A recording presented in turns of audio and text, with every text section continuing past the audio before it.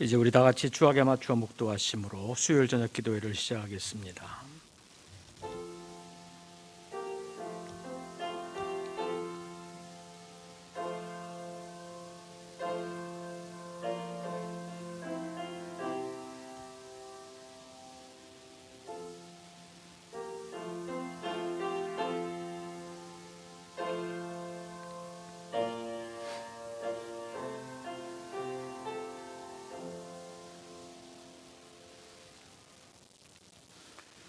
저희들을 다시 불러 주님을 바라보게 하심을 감사합니다. 여러 가지로 바쁘고 어려운 여건 가운데서도 주님을 사랑하는 마음이 지극하여 모든 것을 내려놓고 주님의 이름 앞에 머리를 숙이는 우리 모든 권속들을 주님께서 찾아와 주시고 그 심령 안에 함께 거하시며 사랑하는 종들을 위하여 역사하여 주시옵소서. 이 저녁 시간에도 주님의 성령으로 우리 모든 권속들을 새롭게 하여 주시옵소서. 진리의 성령께서 우리 가운데 운행하여 주시기를 간절히 원하오며 예수님의 이름으로 기도하옵나이다. 아멘. 찬송가 401장을 함께 부르시겠습니다.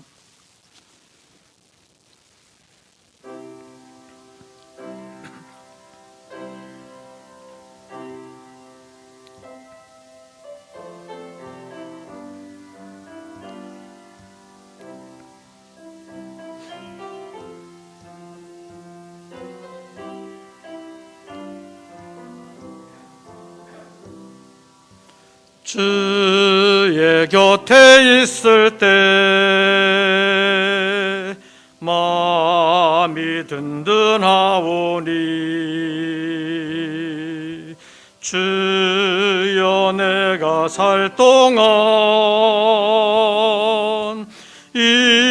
인도하여 주소서. 주여 나를 인도하소서. 빠른 세상 살 동안 주여 인도하소서.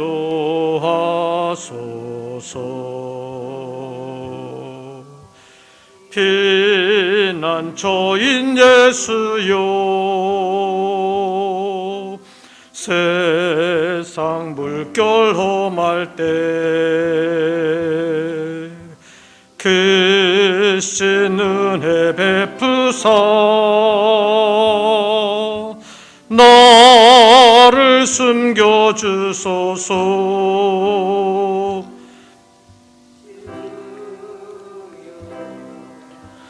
주여 나를 인도하소서.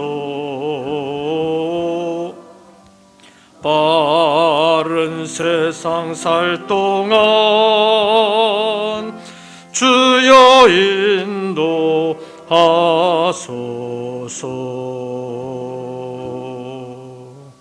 세상 풍파 지난 후 영화로운 나라와 눈물 없는 곳으로 들어가게 하소서. 주여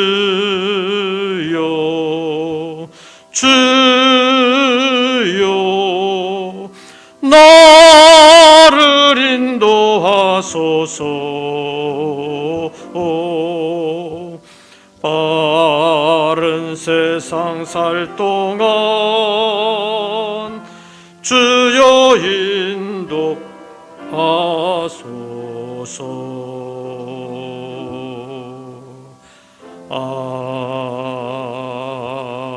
아멘. 우리 다 같이 보통 음성으로 잠깐 동안만 기도하겠습니다. 여러 가지로 피곤해 있는 심령들 주님께로 말미암아 다시 힘을 얻을 수 있도록 함께 기도하겠습니다.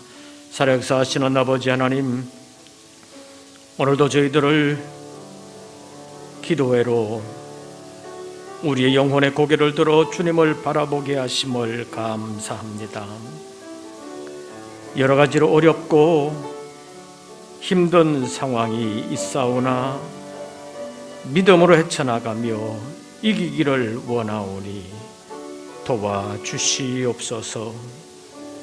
육체적으로 연약해진 심령들에게는 능력의 손으로 안수하시고 속히 강건하게 하여 주시옵소서. 믿음이 병든 심령들에게는 주님께서 찾아가 주시고 심령의 주님의 능력의 손으로 안수하셔서 속히 믿음이 정결하고 강건해질 수 있도록 믿음의 병든 상황에서 회복될 수 있도록 역사하여 주시옵소서.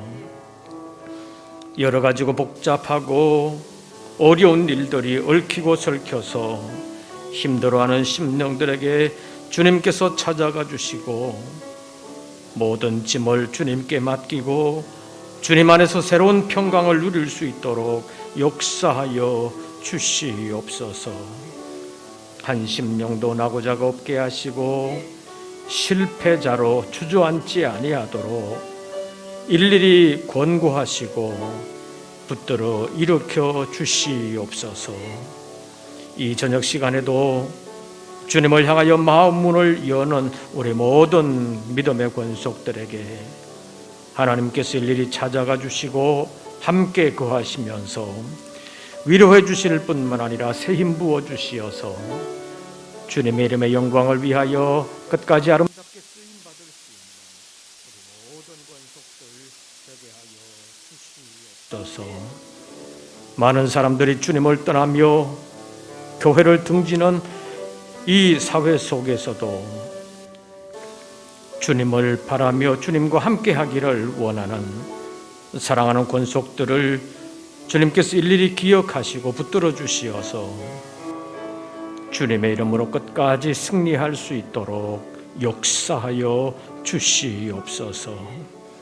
오직 마음을 확정하고 주님께로 나와 주님과 함께 하기를 원하는 우리 모든 권속들을 일일이 기억하시고 붙들어 주시옵소서.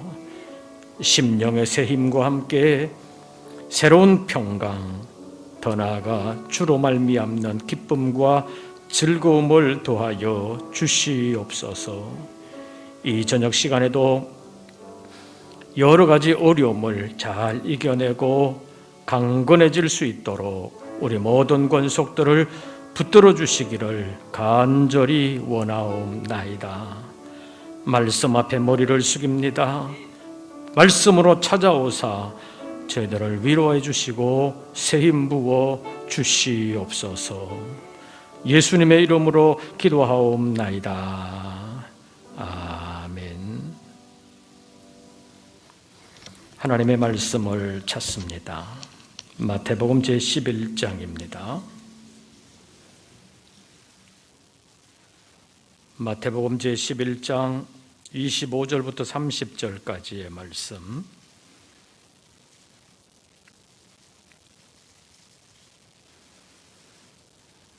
마태복음 제11장 25절부터 30절까지의 말씀 우리 함께 교독하시겠습니다.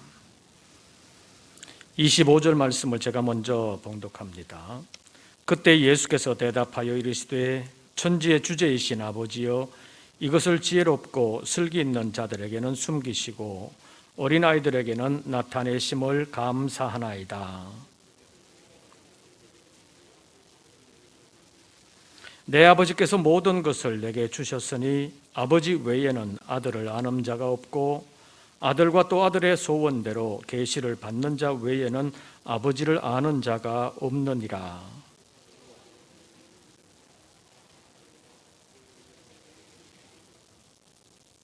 나는 마음이 온유하고 겸손하니 나의 멍에를 메고 내게 배우라. 그리하면 너희 마음이 쉼을 얻으리니.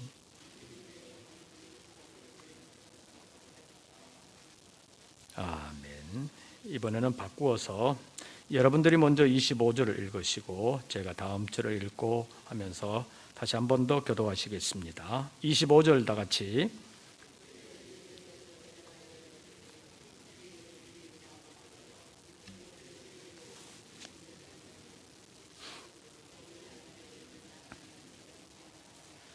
옳소이다. 이렇게 된 것이 아버지의 뜻이니이다.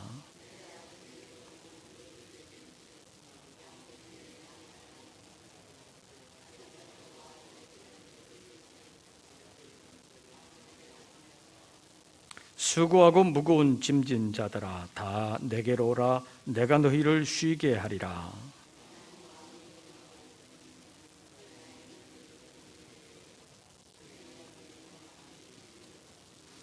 30절 다 같이. '이는 내 멍에는 쉽고 내 짐은 가벼움이라 하시니라.' 아멘. 여러분이 살아가는 요즘 삶이 어떻습니까? 불교식으로는 이 세상을 고해라고 말하기도 합니다. 고통이 끝없이 계속되는 세상을 고해라고 말하는 것입니다. 불교에서는 사람이 태어나서 늙어가고 병들고 죽고 하는 이 생로병사의 모든 것이 다 고통이라고 표현하고 있습니다. 그래서 고해와 같은 세상을 살아가는 것이 자기 엿벌을 쥐고 허덕이며 산다고 보는 것입니다. 이것이 불교의 입장이고 그것을 벗어나기 위해서는 해탈의 경지로 들어가야 되고 열반의 경지로 들어가야 한다고 말합니다. 그러기 위해서 속세를 벗어나 깊은 산중으로 들어가기도 하고 세속의 끈을 다 끊어버리려고 노력하기도 합니다. 그러나 살아서는 아무도 거기에 이를 수 없다는 것을 알기에 산에서 수도하던 승려가 죽게 되면 열반했다 또는 열반에 들어갔다 그런 말을 쓰게 되는 것입니다. 그러나 성경의 가르침은 다릅니다. 우리의 삶에 고통이 있는 것은 죄의 결과일 뿐만 아니라 죄를 지은 인생들에게 내리시는 하나님의 징계라고도 말할 수 있습니다. 그래서 창세기 제3장에 보면 첫사람 아담과 하와가 하나님의 말씀에 불순종하는 죄를 지었을 때 하나님께서 징계를 내리시면서 남자의 경우를 보면 평생 동안 수고하여야 얼굴에 땀이 흘러야 비로소 아니라는 것이 성경의 가르침입니다. 그래서 범죄한 인생들에게 주어지는 인생의 고통이라는 것이 어쩔 수는 없는 하나님의 징계이기는 하지만 하나님의 말씀에 순종하는 자에게 주어지는 특별한 은혜가 있다는 것을 성경이 말씀하고 있습니다. 그래서 그 은혜를 기다리면서 그 은혜를 힘입으면 이 어려운 세상도 잘 이겨나갈 수 있다는 것을 성경이 보여주고 있고 또 교훈하고 있습니다. 성경이 가르치는 바는 하나님의 은혜는 사람이 지고 가고 있는 자신의 모든 어려운 환경들을 능히 이기게 하신다는 것입니다. 이러한 하나님의 은총이 특별한 은총으로 나타나게 되는데 그 은총을 위한 말씀이 오늘 본문의 말씀입니다. 본문 말씀 다시 한 번 더 보시죠. 28절 말씀 우리 다 같이 봉독하겠습니다. 수고하고 무거운 짐진 자들아 다 내게로 오라. 내가 너희를 쉬게 하리라. 주님께서 주신다고 하는 이 쉼은, 주님이 주시는 평강은 세상이 주는 것과는 차원이 다르다는 것입니다. 왜냐하면 주님이 주시는 것은 세상 차원으로 주시는 것이 아니기 때문입니다. 일반적으로 어떤 조건이 주어지지 아니할 때 사람들이 힘들어하기가 쉬운데, 주님은 그 조건을 채워주시는 것으로서 우리에게 은혜를 베풀어 주시거나 평강을 주시는 것만은 아니라는 것입니다. 세상 조건을 초월하시는 하나님의 은혜가 우리에게 주어지는 것입니다. 예레미야 6장 16절 말씀을 보면 하나님께서 이스라엘 백성들에게 너희는 길에 서서 보아라 라고 말씀하시면서 옛적 길, 선한 길이 어디인지 알아보고 그리로 가라고 말씀하시면서 그리하면 너희 심령이 평강을 얻으리라고 말씀하셨습니다. 다시 말하면 하나님께서 주시는 평강은 주님께서 원하시는 선한 길로 갈 때 주어진다는 것을 말씀하셨습니다. 하나님은 우리에게 은혜 베푸시기를 원하고 평강 주시기를 원하십니다. 지난 설 명절 어간에도 민수기 제6장을 통해서 우리가 살펴보았습니다. 하나님은 이스라엘 백성들에게 복을 주시기를 원하시고 지켜주시기를 원하시며 은혜 베푸시기를 원하고 평강 주시기를 원하신다는 것을 분명하게 말씀하셨습니다. 그래서 아론의 아들들인 제사장들을 통해서 이스라엘 백성들을 축복하면 하나님께서 복을 주시겠다고, 축복한 내용의 말씀을 이루어 주시겠다고 말씀하셨습니다. 그러나 그들이 빈 복과 지켜주심, 은혜와 평강, 이런 것이 모든 사람에게 다 주시는 것은 아니라는 것입니다. 마태복음 10장 12절과 13절 말씀에 보면 예수님께서 제자들을 전도여행 보내시면서 너희가 어느 성, 어느 마을, 어느 집으로 들어가게 되면 들어가면서 거기에 평안이 있기를 빌라고 말씀하셨습니다. 평안이 있기를 빌라고 말씀하시면서 만약 너희가 들어가는 그 집이 그 평안을 받기에 합당하면 너희가 빈 평안이 거기에 임할 것이지만 만약에 합당하지 아니하면 너희 빈 평안이 그 집에게로 가는 것이 아니라 너희에게로 돌아갈 것이다 라고 말씀하셨습니다. 그러니까 주님의 제자들이 은혜를 빌고 평강을 빌 텐데 아무리 주님의 제자들이 축복을 해도 복과 은혜를 빌어주어도 그것이 빈 그 사람들에게 항상 임하는 것은 아니라는 것입니다. 그것을 받아야 될 사람들이 받을 만한 믿음이 있어야, 주님께서 보실 때 합당한 믿음이 준비되어야 비로소 제자들이 빈 그 은혜와 평강이 거기에 임하게 된다는 것을 말씀하셨습니다.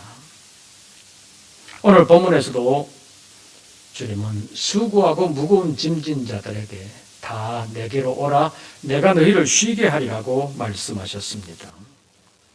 그런데 그 쉼은 아무에게나 주시지는 않는다는 것을 분명하게 말씀하십니다. 29절 말씀 한번 보시죠. 제가 28절을 읽으면 여러분들이 29절을 읽어주시기를 바랍니다. 수고하고 무거운 짐진 자들아 다 내게로 오라, 내가 너희를 쉬게 하리라.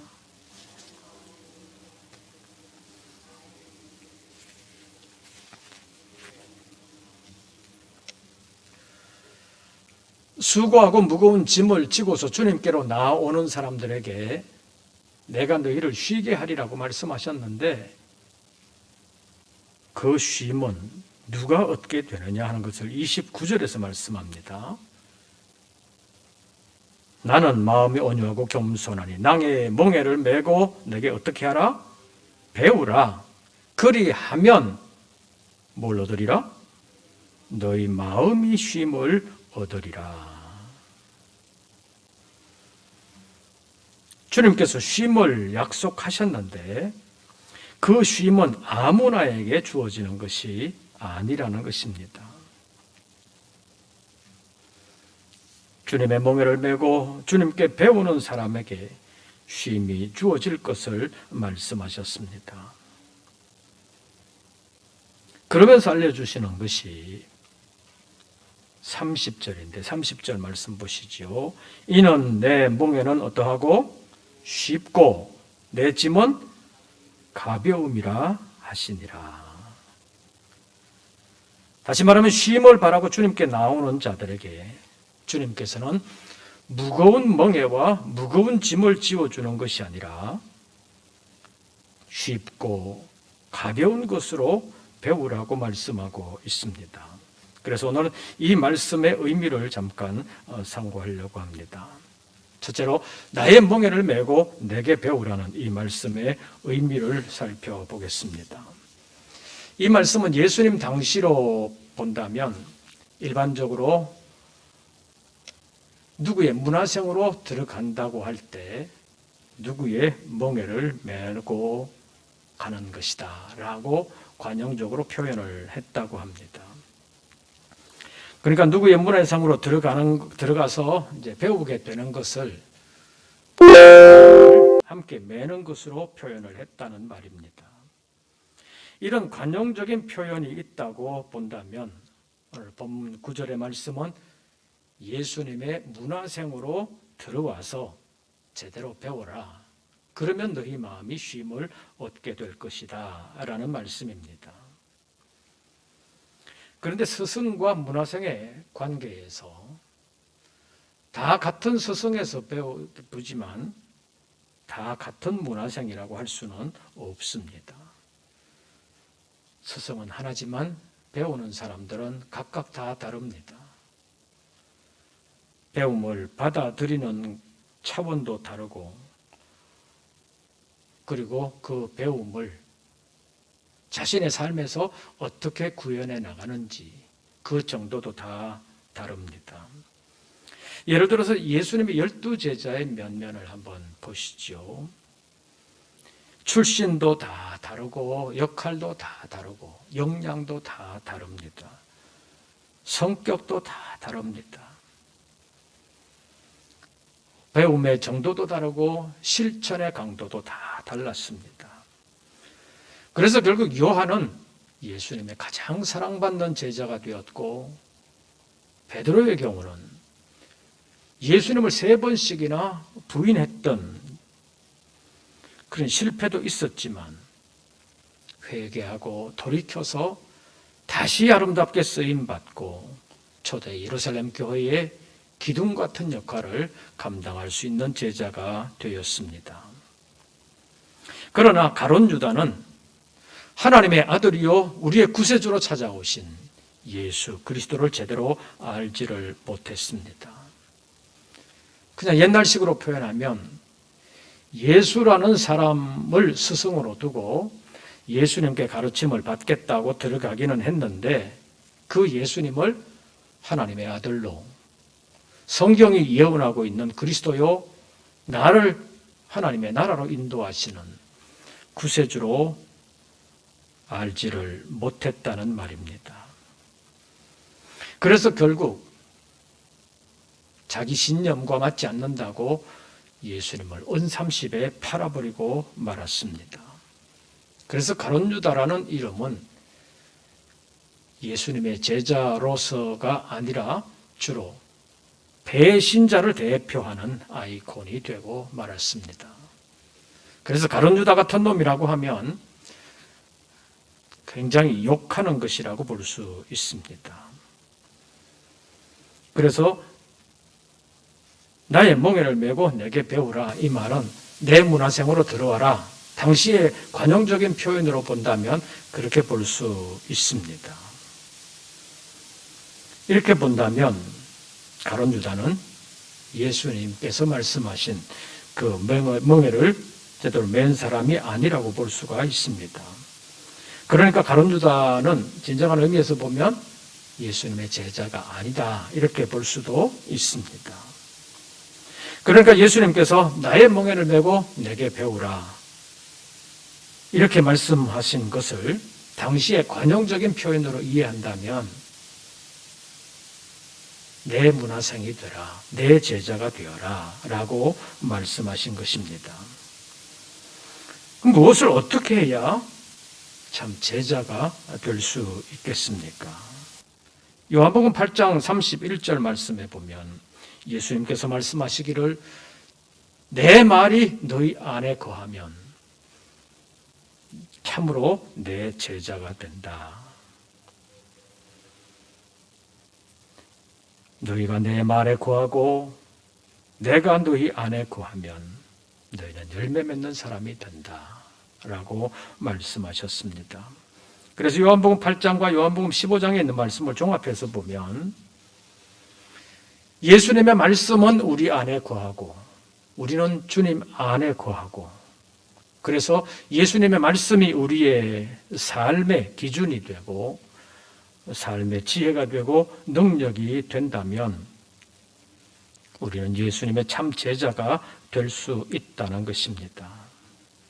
포도나무 비유에서 가지가 나무에 붙어 있지 아니하면 스스로는 열매를 맺을 수 없다고 말씀하시면서 예수님께서 우리가 주님 안에 거하고 주님도 우리 안에 거하시게 될 때 비로소 열매 맺는 삶이 된다고 말씀하셨습니다.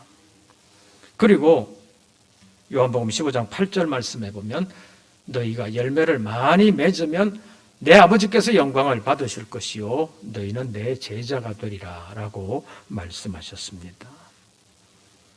열매 맺는 삶을 살아갈 때 그 열매가 그냥 자신의 노력으로 인한 열매가 아니라 주님 앞에서 아름다운 신앙의 열매로서 맺게 될 때 그가 비로소 제자가 될 수 있는 것을 말씀하셨습니다.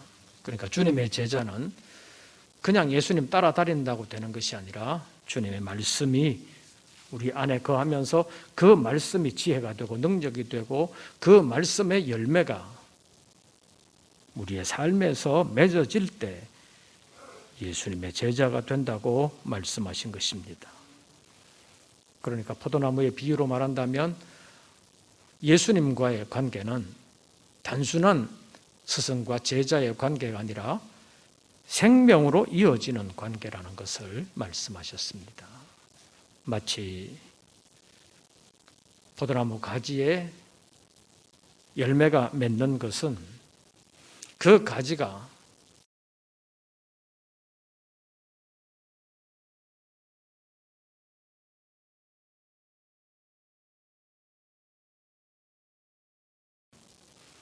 우리가 주님께 붙어 있어서 주님의 지혜와 능력, 주님의 말씀이 우리 안에서 또 우리를 통해서 열매를 맺을 때 우리는 주님의 제자가 된다라고 말할 수 있다는 것입니다. 어쨌든 오늘 본문에 있는 말씀으로 한다면 29절에 있는 표현으로 한다면 주님의 멍에를 메고 주님께 배운다는 것은 주님을 참 스승으로 모시고 그 주님의 말씀대로 산다는 것을 의미하는 것입니다. 두 번째로 주님의 멍에를 맨다는 것은 주님의 어려움에 언제나 어디에서나 함께 하겠다는 의미도 있다는 것입니다. 본래 멍에라는 것은 우리나라의 경우를 보면 주로 소나 말에 매게 매는 것인데 소는 주로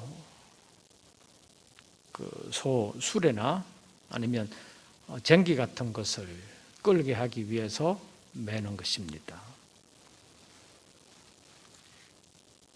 그런데 또 하나의 의미는 사람에게 경우에 적용이 된다면 사람 목에 소들이 매는 그 나무 멍에는 매지 않지만 무슨 멍에를 맨다는 것은 쉽게 벗어날 수 없는 억압이나 굉장히 어려운 속박을 지닌다는 의미가 있습니다. 그래서 멍에를 맨다는 것은 굉장히 힘든 것을 지고 간다는 의미가 있습니다. 그래서 옛날로 말한다면 본가에서 제대로 태어나지 못하고 서자로 태어나게 되면 출생의 멍에를 메고 산다, 이렇게 말하기도 합니다. 그런데 오늘 본문 말씀에서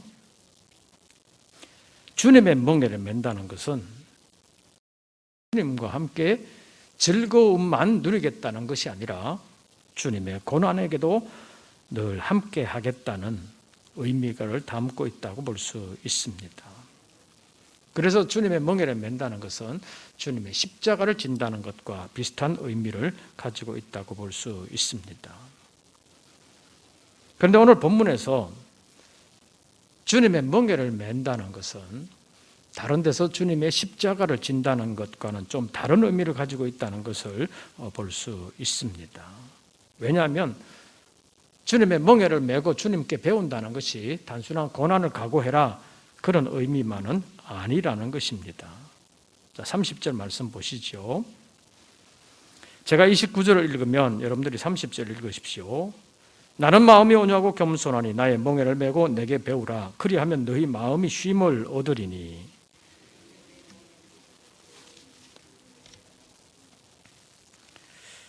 일반적으로 멍해지는 삶이라는 것은 굉장히 힘들고 어려운 삶을 말하는 것인데, 예수님께서는 나의 멍에를 메고 내게 배우라. 그리하면 너희 마음이 뭘 얻으리니? 쉼을 얻으리니. 멍에를 메고 배우면 쉼을 얻는다고 말씀하십니다.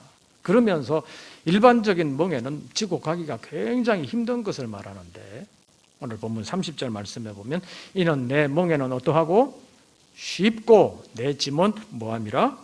가벼움이라, 이렇게 말씀하고 있습니다. 그러니까 여기서 말씀하시는 주님의 멍에라는 것은 일반적인 멍에가 아니라는 것을 알 수 있습니다.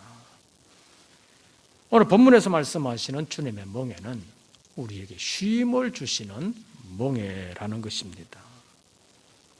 이것이 믿음의 비밀이요, 하나님의 비밀은 예수 그리스도 안에 숨겨져 있는 보화라고도 말할 수 있습니다. 일반적으로 세상 멍에를 지고 가는 사람의 얼굴은 우거지상이라고 말할 수 있습니다. 그런데 주님의 멍에를 메고 가는 사람의 얼굴은 우거지상이 아닙니다. 천사의 얼굴 같은 것입니다. 사도행전 6장 후반부에 보면 공회 중에 앉은 스데반의 얼굴을 보여주고 있습니다. 그 공회 중에는 어떤 사람들이 있었느냐 하면 공회 회원들뿐만 아니라 스데반을 고소하는 사람들이 있었습니다. 사람들의 충동을 받아가지고 스데반을 고소하고 그 고소로 엮어가지고 스데반을 죽이려고 하는 백성들, 장로들, 서기관들이 공회원들과 함께 거기에 앉았습니다. 다시 말하면 스데반은 자기를 죽이려고 하는 사람들에게 둘러싸여 있었다는 것입니다. 그런데 스데반의 얼굴은 겁에 질린 사람의 얼굴이 아니라 마치 천사의 얼굴 같다고 성경은 묘사하고 있습니다. 이것이 주님의 멍에를 맨 사람의 얼굴이라는 것입니다. 그리고 스데반의 마음에는 참된 평강이 있었습니다.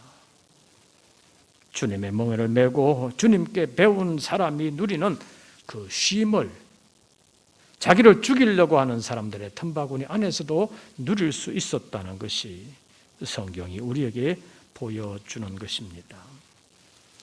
요한복음 제3장 후반부에 있는 말씀을 보면 세례 요한을 따르던 사람들이 예수님께로 가는 것을 보고 세례 요한의 제자들이 세례 요한에게 와가지고 선생님을 따르던 많은 사람들이 예수라는 사람에게 갑니다. 그런 보고를 했습니다. 우리가 세례 요한의 입장이 되어본다면 어떻게 반응을 했을까요? 그 심한 놈들 같으니라고, 배은망덕한 놈들 같으니라고, 언제는 내가 그리스도인 줄로 알고 나를 따르고 나를 존경하고 그렇게 따라주더니 저렇게 배신을 때려? 그게 얼마나 됐다고 벌써 저렇게 배신하냐? 그럴 수도 있습니다. 아니면 뭐 체념한 듯이 뭐 가는 걸 어떡하냐? 할 수 없지. 그렇게 할 수도 있잖아요. 그러나 세례 요한은 달랐습니다. 요한복음 3장 28절 이하에 있는 말씀을 보면 내가 그리스도가 아니요 나는 그리스도 앞에 보내심을 받은 자라고 이미 말하지 않았냐. 이것을 증거할 사람들이 바로 너희들이다. 세례 요한은 자기 제자들에게 내가 그리스도가 아니라 그리스도 앞에서 그리스도의 오심을 준비해 주는 사람이라고 증언해야 될 사람들은 바로 너희다. 그러니까 너무 섭섭해하지 말아라. 마치 신부를 취하는 자는 신랑이지만 신랑의 음성을 듣고 기뻐하는 자가 누구냐? 신랑의 친구들이 아니냐? 그러면서 나는 이러한 기쁨으로 충만하였노라. 세례 요한을 따르던 사람들이 세례 요한을 떠나서 예수님께로 가는 모습을 보면서 내 안에는 기쁨이 충만하다 이렇게 말하고 있습니다.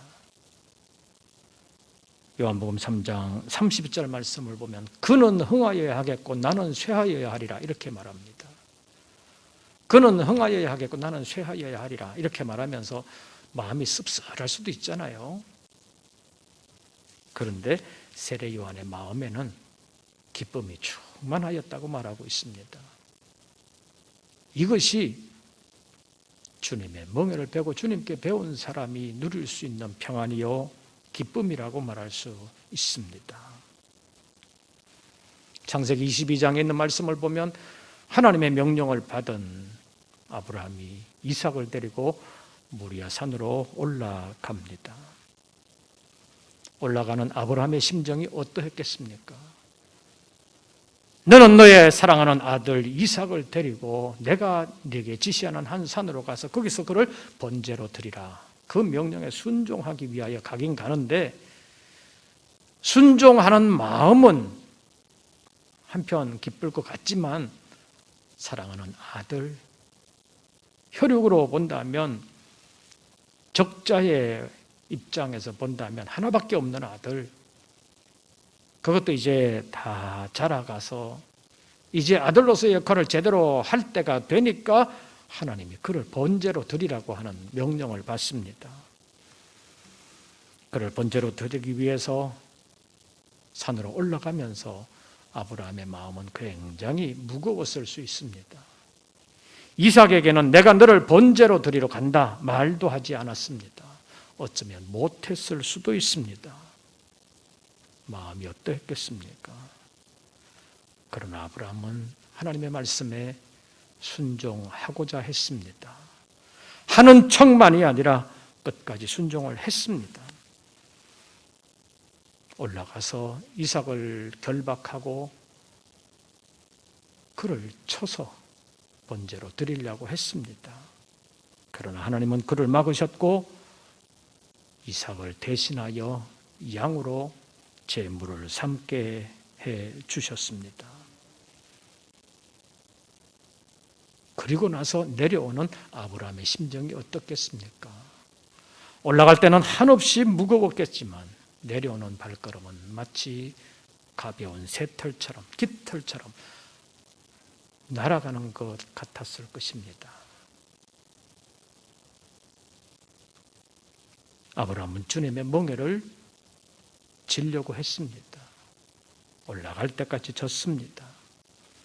그러나 하나님께서 본래 주시려고 했던 것은 아브라함에게 그 힘듦이 아니라 아브라함에게 새로운 은혜, 여호와 이레의 은총을 베풀어 주시기를 원하셨습니다. 아브라함에게 더 큰 복을 주시기 위하여 내가 이제야 내가 나를 경외하는 줄을 알았다라고 말씀하시면서 내가 내게 큰 복을 주겠다고 약속하셨습니다. 모리아 산으로 올라가는 아브라함의 믿음, 이것이 주님의 멍에를 지고 가는 자의 심정이었습니다. 언뜻 보면 너무 힘들고 가슴 아픈 심정이었지만 주님께서는 그에게 참된 쉼, 참된 즐거움을 주셨습니다. 잠깐 가슴 아픔이 있었지만 주님께서는 그에게 진정한 평강과 영원한 즐거움을 주셨습니다. 이것이 주님의 멍에를 매는 자에게 주시는 주님의 참된 쉼이요 평안이라고 말할 수 있습니다. 29절과 30절 말씀 다시 한 번 더 보시죠. 주님의 멍에를 지고 가는 사람에게는 쉼이 있고 즐거움이 있다는 것입니다. 29절과 30절 두 절 말씀 우리 다 같이 봉독합니다. 나는 마음이 온유하고 겸손하니 나의 멍에를 메고 내게 배우라. 그리하면 너희 마음이 쉼을 얻으리니 이는 내 멍에는 쉽고 내 짐은 가벼움이라 하시니라. 아멘. 주님의 멍에를 맨다는 것이 언뜻 보면 고난의 길이지만 그러나 주님께서는 참된 쉼을 주시고 즐거움을 주실 것을 말씀하셨습니다. 각오하고 순종하면 그 안에 진정한 평안과 즐거움이 있다는 것입니다. 내 멍에는 쉽고 내 짐은 가벼움이라. 이 말씀을 기억하면서 코로나의 어려운 터널을 지나가는 우리의 믿음이 참된 쉼을 얻고 주님께서 주시는 비밀스러운 즐거움까지 누릴 수 있는 믿음의 비밀을 간직한 우리 모든 권속들 되시기를 주의 이름으로 축원합니다. 찬송가 부르시겠습니다. 찬송가 390장입니다.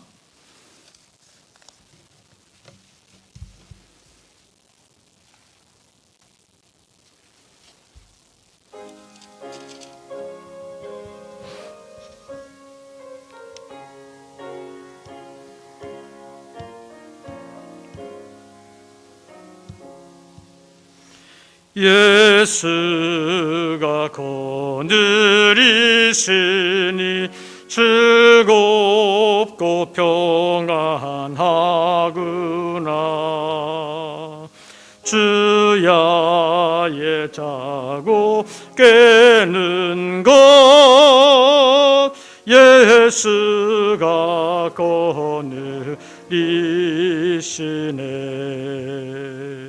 주 날 항상 돌보시고 날 친히 거느리시네. 주 날 항상 돌보시고 날 친히 거느리시네. 때때로 괴로움하면 때때로 기쁨 누리네. 풍파 중에 지키시고 평안히 인도하시네. 주 날 항상 돌보시고 날 친히 거느리시네. 주 날 항상 돌보시고 날 친히 거느리시네. 내 주의 손을 붙잡고 천국에 올라가겠네. 괴로우나 즐거우나 예수가 거느리시네.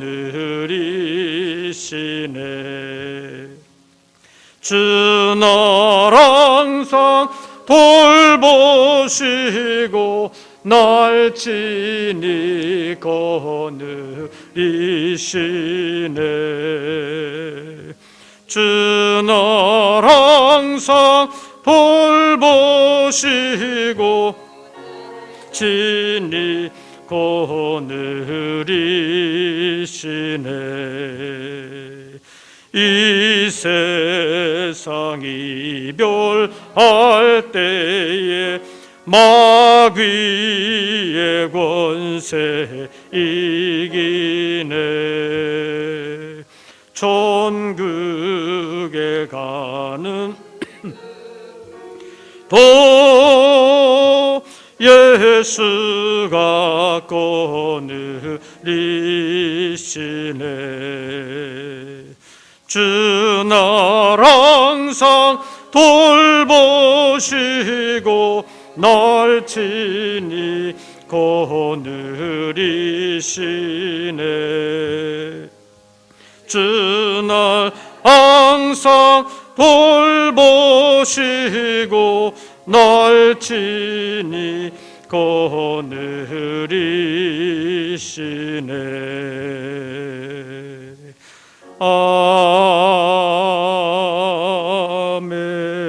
아멘. 기도드리겠습니다. 우리가 세상을 살아가는 동안 수고하고 무거운 짐을 지는 것 같은 어려움이 있을 때 단순한 인간의 숙명으로만 받아들이는 것이 아니라 수고하고 무거운 짐진 자들아 다 내게로 오라고 말씀하시면서 내가 너희를 쉬게 하리라는 주님의 약속의 말씀을 붙잡고 나의 멍에를 메고 내게 배우라 그리하면 너희 마음이 쉼을 얻으리라고 말씀하신 주님의 말씀을 삶 속에서 이루어드림으로 진정한 쉼, 비밀스러운 쉼을 얻을 뿐만 아니라 주님 안에서 누리는 즐거움까지 회복할 수 있는 우리 모든 권속들 되게 하여 주시옵소서. 그리하여 믿음 안에 비밀한 평강과 기쁨이 있음을 알게 하시고 누릴 수 있는 우리 모든 권속들 되게 하여 주시옵소서. 주님을 따라가는 것이 무조건 힘든 것이 아니라 내 멍에는 쉽고 내 짐은 가벼움이라고 말씀하신 주님의 말씀의 의미를 삶 속에서 이루어가는 우리 모든 권속들 되게 하여 주시옵소서. 이제는 우리 구주 예수 그리스도의 은혜와 아버지 하나님의 크신 사랑과 성령님의 교통하심이 다시 한 번 더 마음을 새롭게 하고 믿음을 새롭게 하면서 주님과 함께 하기를 원하는, 그래서 주님께서 주시는 참된 쉼을 얻기를 원하는 우리 모든 권속들 위에 이제부터 영원토록 함께 하시기를 축원하옵나이다. 아멘.